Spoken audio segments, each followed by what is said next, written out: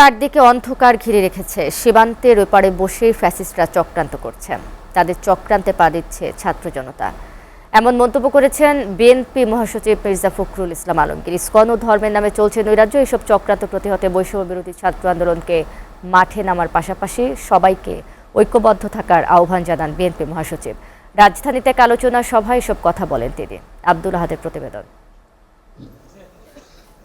রাজধানীর কৃষিবিদ মিলনায়তনে নিজ জেলা ঠাকুরগাঁয়ের শিক্ষার্থীদের আয়োজন। ছাত্র কনভেনশনে যোগ দেন বিএনপি মহাসচিব মির্জা ফখরুল ইসলাম আলমগীর।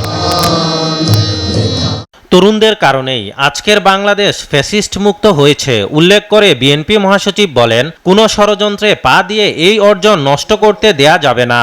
সেই জন্য সবাইকে সতর্ক থাকতে হবে। আমরা একেবারে শেষ প্রান্তে জীবনের যে মহিয়সী মহিলাকে আমরা অনেকেই ঠিক মতো মূল্যায়ন করি না, অথচ এই বাংলাদেশের গণতান্ত্রিক আন্দোলনের ইতিহাসে যার ভূমিকা সবচেয়ে বড়, দেশনেত্রী বেগম খালেদা জিয়ার কথা।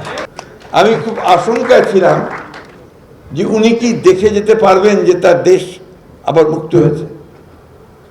আল্লাহর অশেষ রহমত যে তিনি দেখে যেতে পারছেন যে দেশ মুক্ত হয়েছে। মির্জা ফখরুল বলেন, ধর্মের নামে দেশের ভাবমূর্তি নষ্ট করতে দেশের বাহিরে বসে নতুন নতুন ষড়যন্ত্র করছে ফ্যাসিস্টরা। আমি আবারও খুব ভীত হই যখন দেখি ইসকনের নামে, ধর্মের নামে একজন আইনজীবী নিহত হয়ে পড়ে থাকে।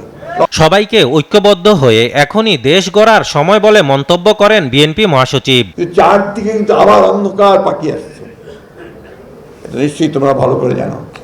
আমি খুব কষ্ট পাই, ভীষণ কষ্ট পাই যখন দেখি যে আমাদের ছেলেরা মারামারি করছে কলেজে কলেজে। এই এখন যখন তোমরা এত বড় একটা